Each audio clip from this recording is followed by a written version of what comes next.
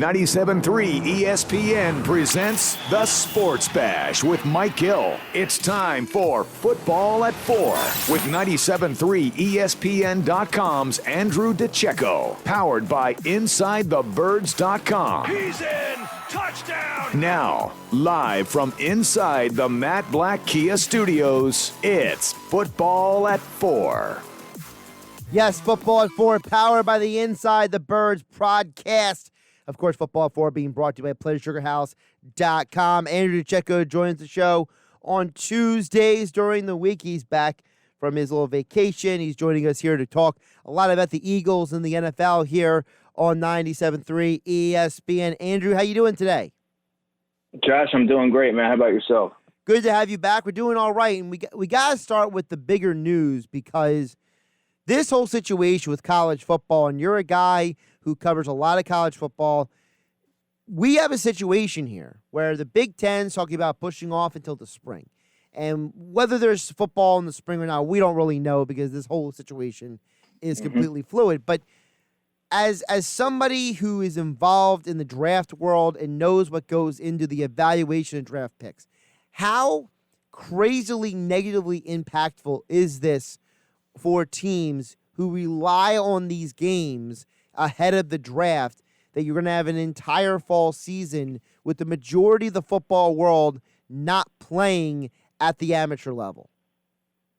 Yeah, well, it really is a shame it's come to this. But, you know, what you kind of see that culminated is a lack of a governing body in college football, coupled with, you know, the nation's lack of, you know, getting a grasp on COVID-19. So all that combined is, you know, kind of transpired in lack of college football. You're not going to see, you know, a lot of the prominent players in the nation. They're going to have that opportunity, like you said, to perform this year. While you'll see guys like, you know, like Fields from Ohio State and a number of other players that are, you know, they're safe, they're blue chip guys.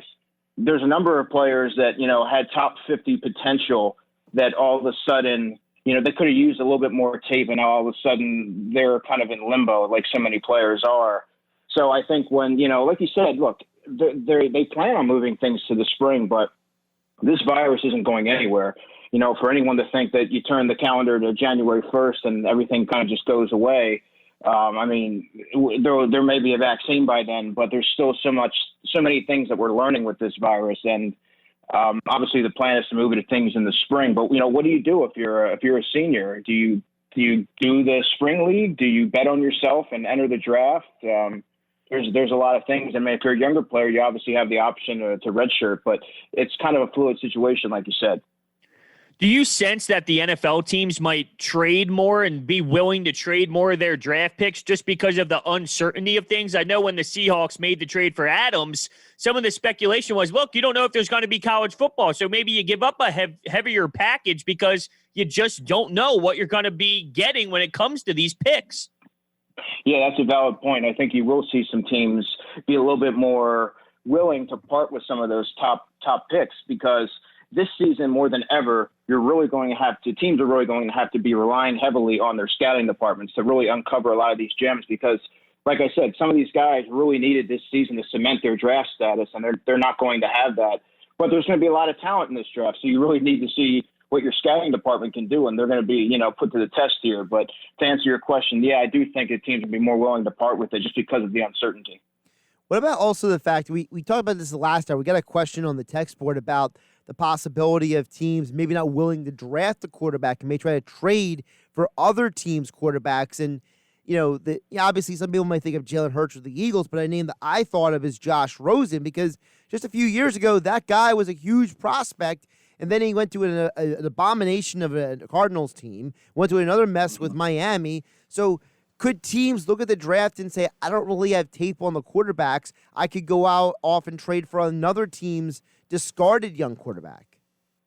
Well, I think that all depends on where teams are sitting. You know, if you're a couple players away from making a postseason push, I think you may be more willing to target a guy like a Josh Rosen or something like that. But if you're a team that's kind of in rebuild mode and you're looking for that, to identify that quarterback of the future, you're going to be more willing to, you know, gamble on your draft, on your scouting department and find that quarterback that you can kind of work with and develop, you know, as you're 20, 21, 22 years old. But, I do think it depends a lot where you're at as a franchise. I'm going to give you a specific franchise because this is the franchise that I also thought of when this conversation came up. The Chicago Bears are in a very unenviable situation. What if Nick Foles and Mitch Trubisky both don't work out? So that means the guy you traded for didn't work out. It's supposed to fit the head coach's system. The guy you traded up in the draft didn't work out. So now you're left between a real rock and a hard place. Yeah, that's a team. That's a great example. I kind of liken that also to the Tampa Bay Buccaneers. They signed, they went after Tom Brady and they got him. And, they have a very underrated defense and a lot of pieces on offense to really make a run. Looking at the Chicago Bears, their defense has always been very stout.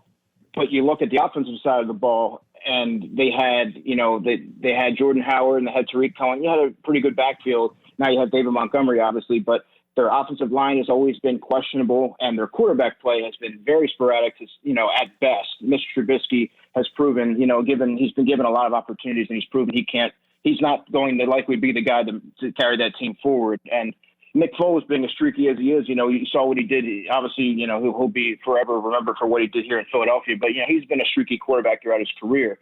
I think that's a team that, when you look at what they have on offense, Allen Robinson, in my opinion, is one of the most underrated wide receivers in football. They have some pieces there. That's a team that should be targeting a player in the mold of a Josh Rosen. I agree. Andrew DiCecco joining us here on the Boardwalk on the Hotline on 97.3 ESPN Football at 4, powered by the Inside the Birds podcast here on 97.3 ESPN every day for football at 4. Andrew, let's flip it over to the Eagles. You mentioned the defense.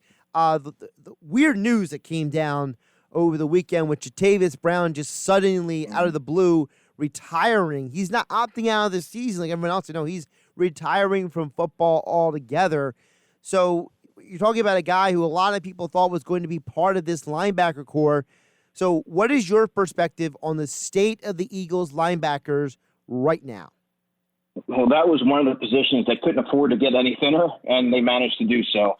Jatavis Brown was one of I call them glue guys, one of the veterans that, he's performed in the league for a while, and he has played at a high level. This was kind of going to be, a redemption type of year for him, maybe not being, maybe coming on as that third linebacker. But, he started a lot of games in the league, in the NFL, and, I believe this is, over 4 seasons, and he was a guy that they really needed when you look at the inexperience of the linebacking core. I believe of the 7 players that are there's only 35 starts combined from them. I think Eagles would be remiss if they didn't add a veteran linebacker to the mix here. Now, the problem is there's not a whole lot of options out there that are going to be, significantly better than what you have, especially at this stage of the offseason. There's a guy named Jalen Reeves-Maybin from the Detroit Lions that may be available as far, he's more of a special teams guy, 25 years old, kind of that hybrid safety linebacker mold, like a Kamu Grugier-Hill or a Duke Riley. Mark Barron's a player that I really like. He was cut from the Steelers, in a cap move. He was due, I believe, $5 million, but he's 31 years old. He's still that hybrid type of linebacker. He's not as proficient in coverage, but he does give you that physical, that veteran presence and that physical downhill thumper that I think the team needs. And it's really dire straits out there. I mean, I don't really know what other. I mean, Paul Warlow's still out there, and as I understand, he's healthy now. But as you can see, the options are they're not very tempting.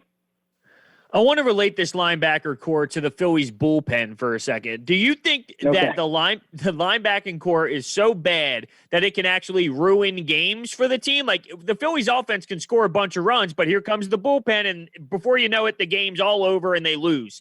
Do you think the linebacker core is that bad right now that they can actually lose them football games? I think over the course of Jim Schwartz's Eagles tenure, they really haven't had, outside of the Nigel Bradham when he was playing at high level and Jordan Hicks, he hasn't really had a dominant linebacker, and he's kind of been able to mitigate some of their liabilities and kind of cover up for some of those deficiencies that he has at that second level, by using a lot of defensive backs and being creative in how he deploys a lot of his players.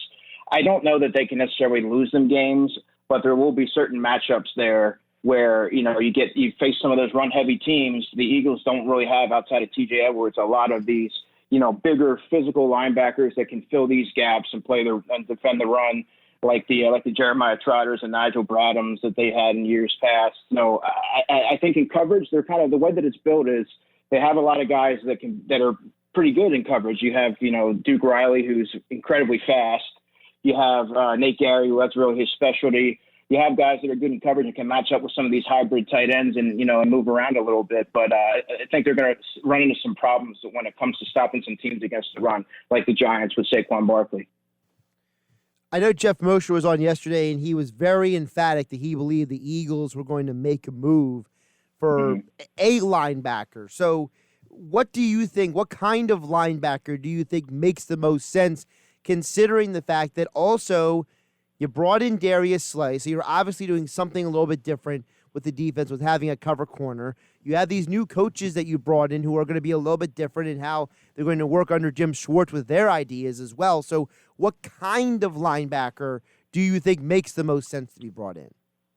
Well, when you look at the past history of what the Eagles have done, they haven't invested a lot of money in the linebacker position. That's not a high priority for their, they don't prioritize that on defense. So I think when you look at what they could potentially add, it's probably going to be along the lines of a low-level starter. And they need a veteran, so it's going to be a veteran. You kind of assess depth charts around the league and some veterans that may be on the outside looking in, whether it's an influx of young talent that was added through the draft or whatever, and they really don't have a spot for them. I think you could see the Eagles target somebody like that, but it's likely not going to be another young linebacker because they have a number of them that still need a lot of time and development to play.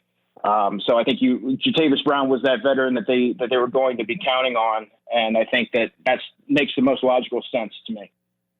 Keeping it with the defensive side of the football, they did add Vinny Curry to the defensive line. Your thoughts? Well, I've always been a proponent of letting your young players play. Now, Vinny Curry, does he make your team substantially older? He makes them a little bit older, and you're gonna take away some snaps from a guy like a Josh Sweat or even a Sharif Miller, possibly a Joe Osman. But Vinny Curry was playing at a very high level last year. It was one of his best. I believe it was one of his best seasons since 2014, if I'm not mistaken. He was very effective as a pass rusher. He can play inside and he can play outside. They really needed a veteran. I mean, I guess they could use a veteran there, but you really haven't had that long of a look at Josh Sweater or some of your younger linemen over the offseason. So I think it may have been a little bit premature, but he's a good, fallback plan, a good security blanket to have a guy that's still playing at a high level that wants to be there, that is versatile and can play, multiple positions on the defensive line.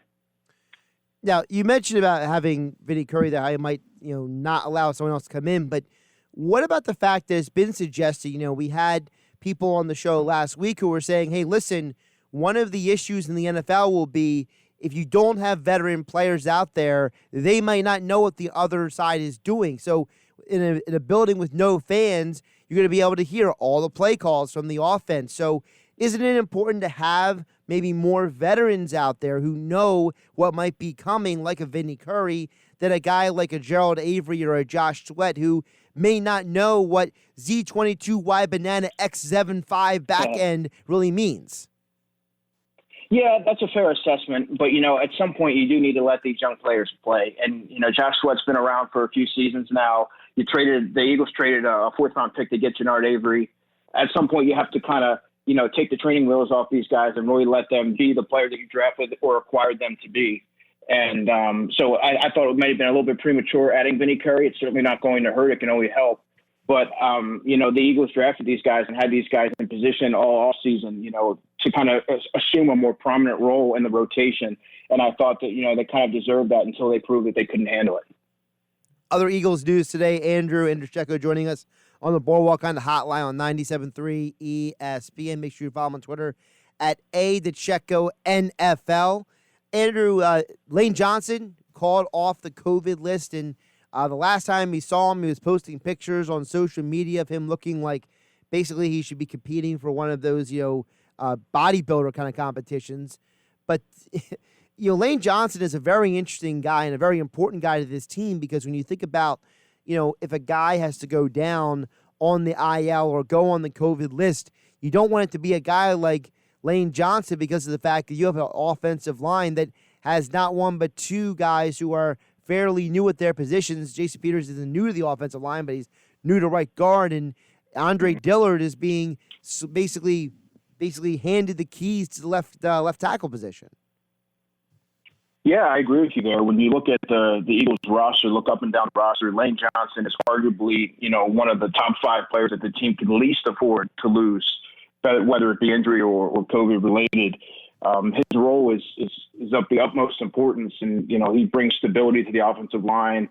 He's been a stalwart on the right side. He's going to be playing next to Jason Peters, and he can help him with that transition. Like you said, there's a lot of, you got Jason Kelsey, who's a little bit older now. You have that left side. Isaac Seumalo has played well in spurts, but he struggled at times. He hasn't been as consistent as you would like to see from that left guard spot. And then there's Andre Dillard. There's a lot of question marks around him, and there's a lot of pressure on him. Obviously, he projects to be the left tackle of the future, but you just don't know what you're going to get out of him this year. You need to get stronger. You need to get a little bit more physical, and he added some size. And now we need to see if he's able to put everything together from last season, all the things that he's learned, and kind of translate that onto the field. So, yeah, I agree with you. To get Lane Johnson back is huge for the Philadelphia Eagles. You mentioned Dillard putting on the weight. Is he going to be a guy that you think is actually going to be able to, like, with this training camp situation, there's no preseason games. Is he going to get legitimately enough reps, in your opinion, that it's actually going to benefit him? Or is a guy like him still going to be behind the curve when week 1 comes around without the preseason games? Yeah, I think he'll get as many reps as the Eagles determine that he can. I mean, he'll get all that he can handle. In other words, he's the left tackle right now, and the Eagles know they need to get him up to speed. So I think that you may see him not only get first team reps, you might see him out there a little bit longer with another line. And he was around last season, and we don't know the extent of how often, how frequent he was used in practice or anything like that. But this is his second season. He was a first round pick. I think he should be ready. There's no real reason why he shouldn't be ready to go when the NFL season goes live. Who then do you think gets most negatively impacted then by the lack of the preseason games? Rookies like a Jack Driscoll or Prince Tega Wanagwu, I would say, possibly, the back end guys like a Nate Herbig or a Luke Juriga, who I think could very well be competing for the same spot. Those guys aren't going to get a lot of the reps that they would ordinarily get given the abbreviated training camp and everything like that, where ordinarily they would have a chance to make the back end of the roster. And I think that's where you're going to see, a veteran player more so make the roster, when you look at depth roles and guys that are going to maybe needed to be counted on in the early stages or in the event of injury. So I think that a lot of the younger players, particularly like Jack Driscoll, who would ordinarily probably be a prominent depth player, are going to be most impacted. He's Andrew DiCecco. Follow him on Twitter at @DiCecco NFL. Football at 4, powered by the Inside the Birds podcast every day at 4 o'clock on 97.3 ESPN on the Sports Bash. Andrew usually joins the show Tuesday and Friday. Of course, as all guests, he appeared on the Boardwalk on the Hotline. Andrew, appreciate you coming back on this week, and good to have you back from your vacation. Yeah, man, absolutely.